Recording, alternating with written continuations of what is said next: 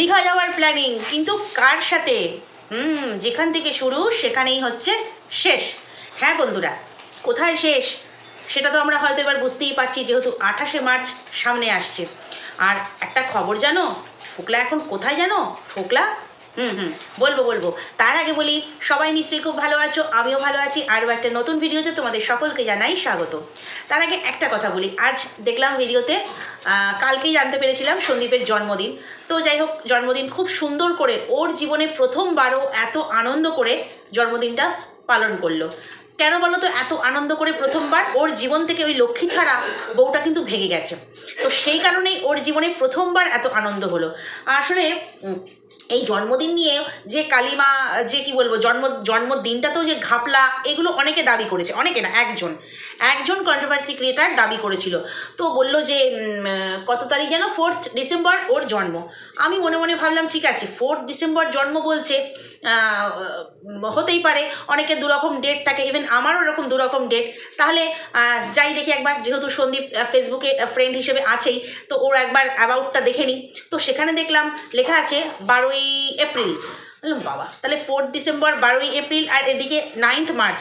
তখনই বুঝে গেলাম যে ব্যাপার কিছু গন্ডগোল আছে। অনেকেরই থাকে যে স্কুল ভর্তির সময় বয়স বাড়িয়ে কমিয়ে করা হয়, আধার কার্ড, ভোটার কার্ডে পার্টির ছেলেরা কিন্তু অনেক সময়, অনেক পুরোনো দিনের যদি ভোটার কার্ড হতো তখনকার সময়, তখন কিন্তু এরকম এলোমেলো করে দেওয়া হয়। আর যেহেতু সন্দীপ চাকরি করে না, ওর সেক্ষেত্রে কোনো অসুবিধা হয়নি, বা যেহেতু ও মাধ্যমিকটাও দেয়নি, তো সেই কারণে কোনো অসুবিধাটা ওর হয়নি। তো সেই কারণে কিন্তু সেটা নিয়ে কি দারুণভাবে নিজের মন করা কল্পনা কথা বলে একটা ভিডিও তো নামিয়ে দিল। তো যাই হোক, 9 মার্চ ওর জন্মদিন, সেটা কিন্তু আমরা গত বছরের ব্লগেও দেখেছি। ওর উচিত ছিল এই ভিডিওটা নামাবার আগে একটুখানি দেখে নেওয়া, একটু স্টাডি করে নেওয়া, যে ঠিক আছে ওর 9 মার্চ আগের বছর পালন করেছে না, তোমার 4 ডিসেম্বর করেছে না কবে করেছে। তো যাই হোক, আমরা দেখতে পেলাম খুব সুন্দরভাবে জন্মদিন পালন করলো। শনিবার, নিরামিষ, তবুও কিন্তু মাসিমা মানে সন্দীপের মা অনেক কিছু আইটেম রান্না করে সুন্দরভাবে সাজিয়ে দিয়েছে।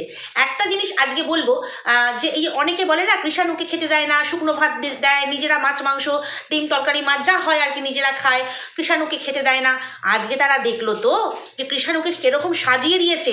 অত খাবার সামনে থাকা সত্ত্বেও ছেলেটা কিন্তু শুকনো ভাতই মুখে দিল। কারণ কোনো বাচ্চা আছে যে কেউ চটকে খেতে পছন্দ করে, কেউ শুকনো ভাত খেতে পছন্দ করে, কোনো বাচ্চা আছে যে ঝরঝরে ভাত ডাল ঝোল দিয়ে মেখে খেতে পছন্দ করে, অনেক বাচ্চা আছে শুকনো ভাত নুন দিয়ে খেতে পছন্দ করে, ওই খাবারগুলোকে মুখে দিয়ে খায়।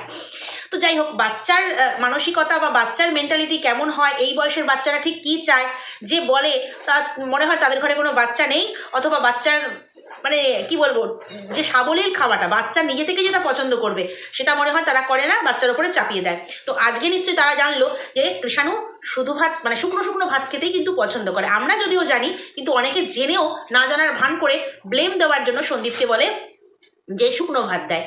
আসলে ও শুকনো ভাতটা পছন্দ করে। আজ বোঝা গেল তো, অত খাবার থাকা সত্ত্বেও ও শুকনো খাবার খেলো। তো একটা জিনিস খুব ভালো লাগলো যে ও বাবা বলল আমাকে খাইয়ে দাও ভাতটার বেলা, তখন বললো আমার হাতে তো এঁটো।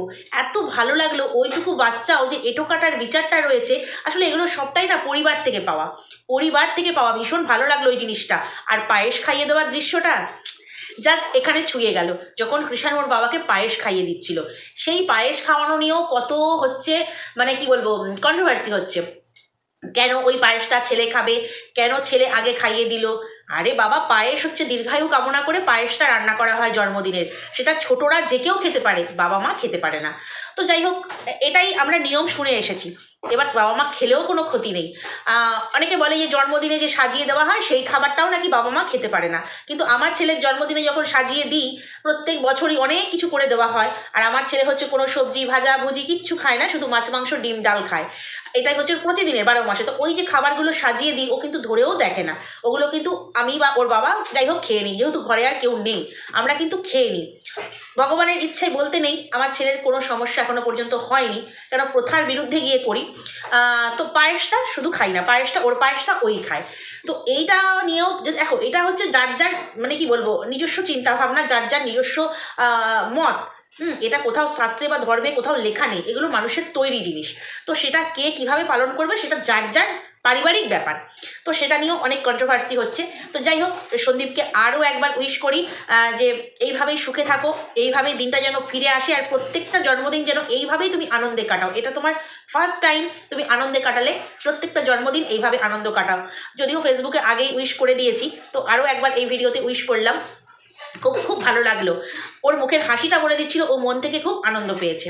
তো যাই হোক, ও তো মন থেকে আনন্দ পেয়েছে, আর ওদিকে ভাঙাটিন কিন্তু মন থেকে ভীষণ ভীষণ চাপের মধ্যে আছে। হ্যাঁ বন্ধুরা, কারণ ফোকলা অলরেডি তোমাদেরকে বলে দিয়েছি সোশ্যাল মিডিয়া থেকে সে বিদায় নিয়েছে, সোশ্যাল সাইটের সমস্ত সাইট থেকে সে হচ্ছে বিদায় নিয়েছে কিছুদিনের জন্য। কিছুদিন বিরতি নিয়ে সে আবার ফিরে আসবে কিছু বলবার জন্য, বলেছে ফিরে এসে সবটা বলবো। কি বলবে ফিরে এসে সবটা? তো আর তো কিছু বলার বাকি নেই, যা করেছে যা দেখিয়েছে, মানে কি বলবো, অফ ক্যামেরা তো যা বোঝার আমরা সব বুঝে গেছি। পুরোটা দেখায়নি, কেস চলছে বলে দেখায়নি, না হলে মনে হয় খুললাম পেয়ারটাও দেখিয়ে দিত। তো একটা কথা শুনলাম যে দীঘা যাবে, দীঘা। আচ্ছা, দীঘাটা নিয়ে বেশি কিছু আলোচনা হলো না, ওই দাদা বৌদির সঙ্গে আলোচনাটা হলো যে নুন কিনতে যাবে দীঘায়।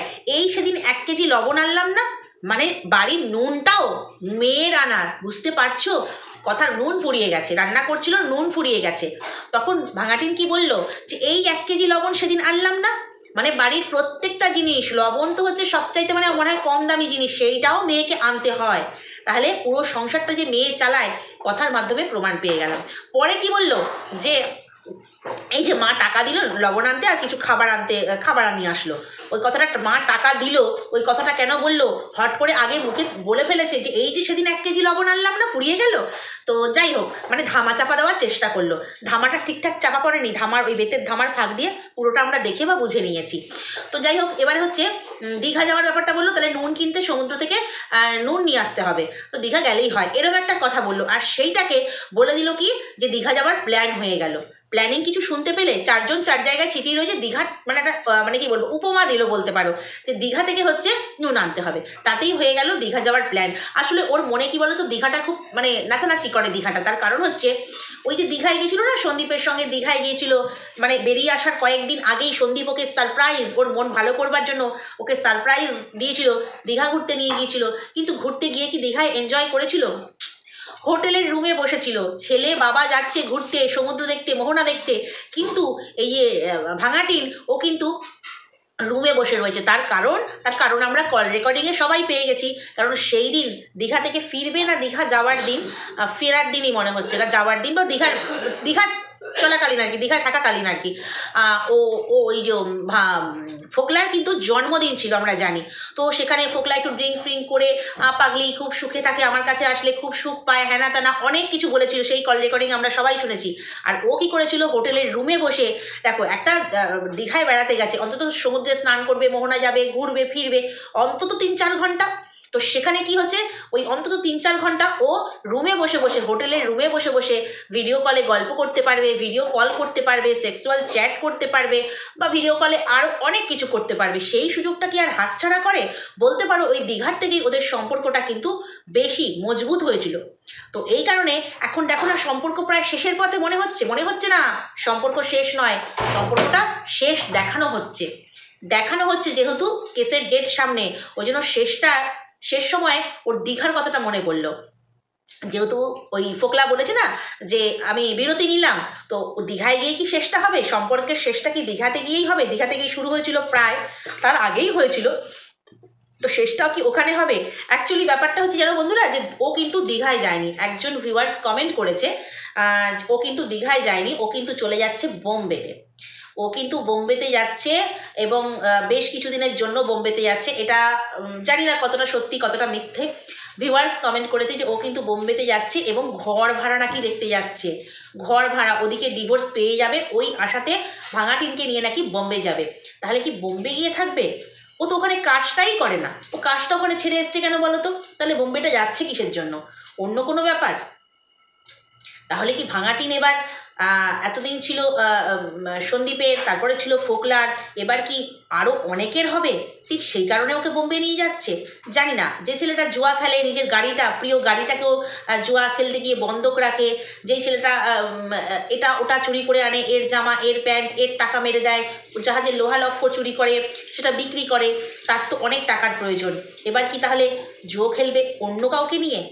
জানি না, তবে যে ভিউয়ার্স লিখে দিয়ে গেছে যে ও বোম্বে যাচ্ছে ঘর দেখতে এবং সেখানে নিয়ে গিয়ে ভাঙাটিনকে রাখবে, কিন্তু ভাঙাটিন যদি ডিভোর্স না হয় তাহলে তো ও ওখানে গিয়ে থাকতে পারবে না, কারণ ওকে তো ব্লগ করেই খেতে হবে, ব্লগ করে নিজেকে খেতে হবে, খাওয়াতে হবে, এতগুলো মানুষের পেট চালাতে হবে এবং ফোকলার দাবি মানতে হবে, ওই এই টাকা দাও, ওই টাকা দাও, সেই টাকা দাও।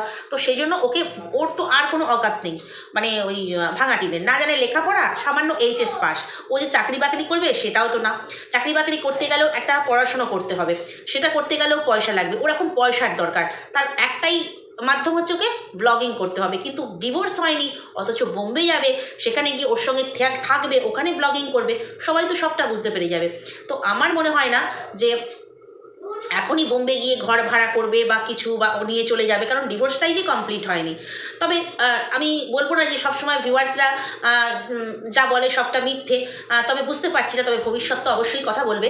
তবে একটা কথা বলতে পারি যে আমার মনে হয় না ডিভোর্সটা খুব তাড়াতাড়ি, ও খুব আশায় ছিল যে 3টে ডেট যদি মিস করে যায় তাহলে একতরফা ডিভোর্স হয়ে যাবে, ঠিক সেই কারণে 2টো ডেটকে ওরা ওইভাবে নষ্ট করে ফেলেছিল। তবে এইবার তো আর ছাড় পাবি না, এবার তো সন্দীপ জানে, সন্দীপ তো অবশ্যই সেই ডেটে হাজির হবে। তো ডেট যেহেতু সামনে এগিয়ে আসছে, নিজেরা না ভীষণভাবে অনেক কিছু গেম প্ল্যানিং করছে। তো আমি জানি না টিন যাবে কি না বোম্বে, তবে গুদীপ তো মনে হয় না বোম্বে যাবে, কারণ কাজটাই তো নেই ওখানে, বোম্বে কী করতে যাবে, ঘুরতে যাবে, এখানে তো তবু 8-9 হাজার টাকার একটা কাজ করে, তো সঙ্গে রয়েছে এই যে টিন, এর পয়সায় খেতে পারবে, তো ওকে ছেড়ে গেলে তো লস, তো আমার মনে হয় না বোম্বে যাবে। তবে ডিভোর্স হয়ে গেলে তখন হয়তো নিয়ে যেতে পারে অন্য কোনো কাজের জন্য, বোম্বেতে গিয়ে সংসার পাতার জন্য নয়, অন্য কোনো কাজের জন্য কিন্তু নিয়ে যেতে পারে ডিভোর্স হয়ে গেলে পরে। আর এ তো হচ্ছে বোকার হর্দ, একটা কথা সন্দীপ প্রথম দিকে ঠিক বলেছিল, বোকার হর্দ, বোকার হর্দ না, এগুলো হচ্ছে খ্যাপামি, সেই বলে না অল্প বয়সের উন্মাদনা। তো 24 বছর বয়সটাও যে খুব কম সেটা আমি বলবো না, কারণ 24 বছর বয়সে আগেকার দিনে, অনেক আগের দিনে মেয়েরা অনেক ম্যাচিওর হয়ে যেত, এখনও তাই, অনেক আগের দিনে মেয়েদের মনে হয় ছেলেদেরও বিয়ে হয়ে যেত অনেকটা সময় আগে, তবে 24 বছর বয়সটা যে খুব কম সেটা আমার মনে হয় না। তো জানি না ওর কপালে কি লেখা আছে, কারণ নিজের কপালে নিজেই ফাটিয়েছে, মানে না নিজের পায়ে নিজে কুড়ুল মারা, সেটাই ও করেছে। তবে আর যাই হোক, ওর দিদি যেমন ওকে বারণ করেছে, প্রিয় দিদি ভাই, এই ছেলেটার সঙ্গ ছাড়, এই ছেলেটা মানে কি বলবো, বেরিয়ে আয়, জঘন্য ছেলে। তো আমার মনে হয় এখনও ওর বেরিয়ে আসা উচিত। জানি না ওর কাছে ওর কি ভিডিও রেকর্ডিং হ্যানা ত্যানা কী সব রয়েছে যা দিয়ে ব্ল্যাকমেল করতে পারে, ভিডিও চ্যাট ফ্যাট হ্যানা ত্যানা বা ভিডিওর মানে কোনো সেক্সুয়াল ভিডিও টিডিও হ্যানা ত্যানা থাকতে পারে, যেটা সন্দীপ বলেছিল যে ব্ল্যাকমেল করবে। তো সেই কারণে কি সরে আসতে পারছে না, না সত্যিই ফোকলার মতো আর কাউকে পাবে না, কি জানি। তবে ওর নিজেকে আরও অনেকটা সময় দেওয়া উচিত, অনেকটা সময় দেওয়া উচিত, কারণ এই কমেন্টগুলো, এই সুবুদ্ধিগুলো কিন্তু ওর ভিউয়ার্সরা ওর কমেন্ট বক্সে দেয়, সেদিনকে দেখছিলাম দিয়েছে বেশিরভাগ মানুষ, যে এখনই তুমি বিয়ে করো না, 5টা বছর বা 4টে বছর, 30 বছর বয়সেও বিয়ে হয়, একজন লিখেছে এখনই তুমি বিয়ে করো না, 4-5টা বছর নিজেকে সময় দাও, এই সময়ের মধ্যে তুমি বাড়ি করে নাও, জমি করো, নিজের মানে ভিতটা শক্ত করো। সেগুলোকে কিন্তু লাভ রিয়াক্ট দেয়নি, সেগুলোকে দেয়নি। আমি দেখলাম, মানে টাইম মেনটেন করে দেখলাম যে 36 মিনিট আগের কমেন্টে তোমার লাভ রিয়াক্ট করেছে, অথচ 30 মিনিট আগের এই 30 মিনিট আগের কমেন্টে পড়েছে, 36 মিনিট আগে পড়েছে, তো আগে করেছে কমেন্টটা, তাকে চোখে পড়েনি, সব পড়েছে। যারা সুবুদ্ধি দিচ্ছে তাদের কমেন্টের লাভ রিয়াক্ট নেই। সুবুদ্ধি মানে এটাই যে তুমি এখনই বিয়ে করো না, মানে ও বিয়ের জন্য নাচছে। এবার এখানে অনেকে আমার কমেন্ট বক্সে লিখে যায়, আমি যখনই বিয়ে কথাটা বলি কমেন্ট বক্সে লিখে যাও ওর তো বিয়ে হয়ে গেছে। আমি জানি ওর সংগ্রামপুর কালী মন্দিরে ওর 6ই অক্টোবর ওর বিয়ে হয়ে গেছে, আমি জানি, সবটা জানি, বিয়ে বৌভাত ফুলসজ্জা বাকি ব্লা ব্লা সব হয়ে গেছে, কিন্তু সমাজের চোখে, ওর ভাষা অনুযায়ী সমাজের চোখে কিন্তু ও এখনও সন্দীপের স্ত্রী। ও বললো না, তো ও তো এখনও সেই যদি ব্যাপারটাকে বলে যেটা আইনত তো স্ত্রী হয়নি। আর এখন তো জানোই আইনত স্ত্রী না হলে ওই শুধুমাত্র মন্দিরে বিয়ের কোনো দাম থাকে না। ওই যে আজকেই বললো ওর দাদা বৌদির মন্দিরে বিয়ে হয়েছে, রেজিস্ট্রি হয়নি, তো সেই জন্য আধার কার্ড এটা ওটা ভোট সামনে এগুলো লাগবে, ভোটের জন্য লাগবে, সেই জন্য দাদা বৌদি চলে গেল, বাড়ি ফাঁকা ফাঁকা লাগছে। একদিন যখন তুই তোর বাপের বাড়িতে চলে আসতি শ্বশুর বাড়ি ছেড়ে, ওরাও তো 3জন, ওদেরও তো ফাঁকা ফাঁকা লাগতো না?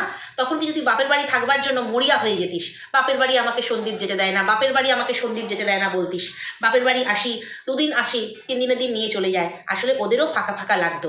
আজ যেমন তোর বৌদি চলে গেছে ফাঁকা ফাঁকা লাগছে, একই জিনিস তোর সাথেও ওদের ঘটতো, ঠিক সেই কারণেই তোকে নিয়ে যেত।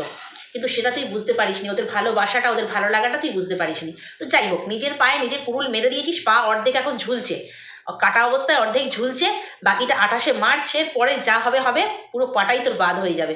তোকে ফোকলার ঘাড়ে বসে চলতে হবে আর নিজেকে ইনকাম করে যেতে হবে সারা জীবন ধরে এই ব্লগ বানিয়ে, যতদিন তুই ইনকাম করতে পারবি আর কি। এই যে প্রমোশন ভিডিও করছিস, কত খাটছিস। হ্যাঁ, একদিন না সন্দীপ বাধ্য করেছিল খাটবার জন্য, মুখ বেচবার জন্য, আজকে কে বাধ্য করছে? প্রশ্নের উত্তরটা দিস তো। আজকে কে বাধ্য করছে তোকে? ওই ফোকলা আর নিজের পেটটা, না হলে তুই পেট চালাতে পারবি না। ব্লগিং ছাড়া তোর একটাই উপায় আছে, যেটা তোর খুব শরীরে প্রয়োজন, সেই উপায়টা আর হচ্ছে ব্লগিং। তাছাড়া আর তাছাড়া আর কোনো যোগ্যতাও নেই। তো যাই হোক বন্ধুরা, তো এইটুকুই বলবার ছিল। আর ও যে বোম্বে যাচ্ছে এখনই, সেটা আমার মনে হচ্ছে না, মানে টিন যাচ্ছে আর কি, যেহেতু ডিভোর্স হয়নি, এটা কোনোভাবেই এখন সম্ভব নয়। আর ও ঘর দেখতে গেছে, এটাও আমার মনে হয় না। তো যাই হোক, চলো আজকের ভিডিওটা এই পর্যন্তই। নেক্সট ভিডিওতে তোমাদের সঙ্গে আবার কথা বলবো। যদি কোথাও ভালো লাগে লাইক, কমেন্ট, শেয়ার, সাবস্ক্রাইব করে দিও। চলো আজকে আসি, টাটা।